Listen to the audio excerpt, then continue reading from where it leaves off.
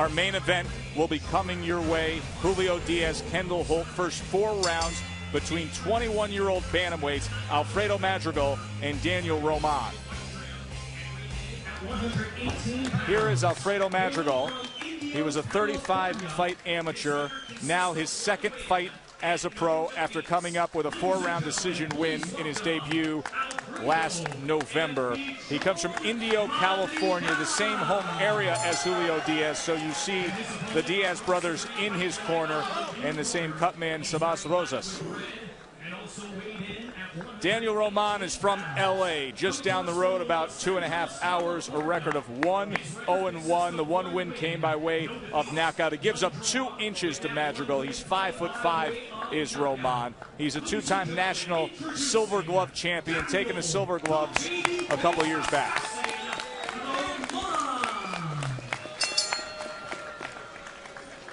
Well, Joe, if you go by the amateur background, doing an early scouting report, you'd have to favor Roman. 70 amateur fights or somewhere in that neighborhood against 35 amateur fights for Madrigal. Marcos Rosales, the referee, and Madrigal and Roman, this stage of their career, obviously a 4-rounder for you.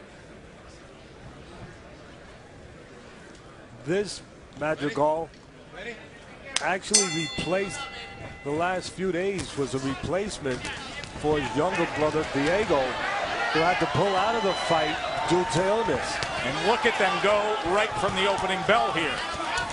And both these fighters took this on short notice, but they're prepared to wing it early on. Winging for the fences under the bright TV lights early on in their career. Madrigal and Roman. Right hand to the body from Madrigal. Roman now digs in, a body shot of his own.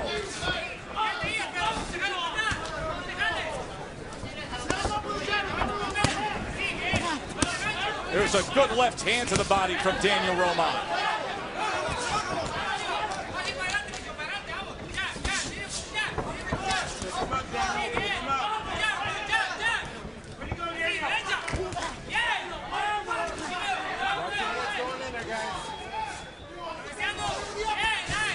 Both of these fighters right in front of you, so you don't have to look for them. Whoever goes to the body a little bit more might have a little bit of an edge because the bodies are right in front, not only the heads. And both guys get a little tiny bit wide. So whoever's a little shorter on the inside with their punches, that person will have an edge. When you're in close, there's a rule. A verbalized rule, an unwritten rule that the good trainers will tell their proteges. You're in close, shorten up your punches. I see possibly an uppercut in the future for Roman. Madrigal leans forward a little bit. If I'm Roman, I'm going to the body and I'm throwing uppercuts on the inside.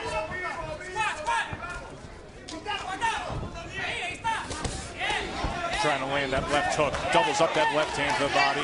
Madrigal just missed with that right hand.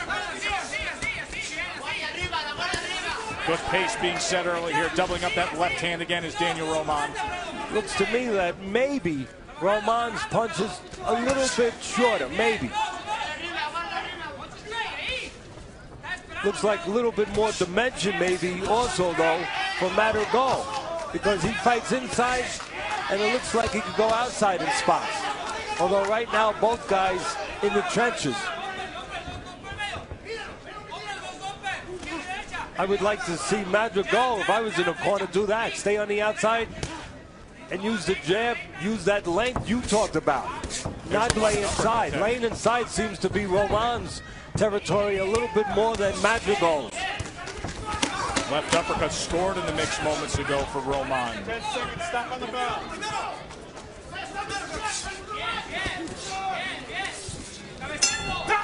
Over Ricardo Torres back in 2008, claiming a 140-pound title. Tonight, our main event, both men desperate for a win to keep their names in the mix. You know, those was interesting sound bites for me. If Diaz is true to his word and he really thinks he's a stronger guy, he might be making a mistake if that's his fight plan, because I think Holt's the stronger guy. Maybe Diaz stronger mentally, maybe. and the stronger boxer, and he's going to have to be the stronger boxer. But if he's got it in his mind that he's physically stronger than Holt and he's going to fight that way early on, I think that could be the wrong way to go. He's saying that's the way he sees it. If he has that in his mind, then that's a big treat for our fans at home. Yeah, exactly. Because that main event is going to be something to watch as long as it lasts, if that's how Diaz is approaching things with Holt. Holt welcomes that. Well, this has been a good one so far. Our 4-round bantamweight bout here before we get to that main event between Madrigal and Roman. Teddy, just thinking about what the exchange you had with Brian Kenny and the things you were saying and the way you were analyzing and summing up the Pacquiao-Mosley pay-per-view. And then you see two guys come out here and do what fighters do, fight. You see two guys at 21 years old who are making just, you know, a small percentage of what that pay-per-view generated on Saturday. And they're committed to doing what the expectation that fans have is, that you are going to see a fight, that fighters are going to engage. Shane Mosley broke a code the other night. He violated something that the fans cherish. Yeah, he didn't really come there to put it on the line. He didn't give the fans their money's worth, and without the fans, they have no money. The fighters have no money, have no future, have no business in this great profession. And let me say something else about that fight, Teddy, and I want your opinion on this. This morning, I picked up the national paper, and they're lauding the pay-per-view sales on this past Saturday night. I bumped into a couple promoters here in California, and they're saying, wow, what numbers it did. And they're celebrating the success of the pay-per-view. There should be nothing to celebrate when boxing has the opportunity to draw in over 1.3 million households and delivers that as a product. I'd go running the other way if I paid $59 and that was the product. Roman puts down Madrigal. A body shot floors him. 6, 7, 8. Okay. You know, I just think when you look physically at these two fighters, you got to go with what you got. And to me, Madrigal is built for an outside fight, not an inside fight.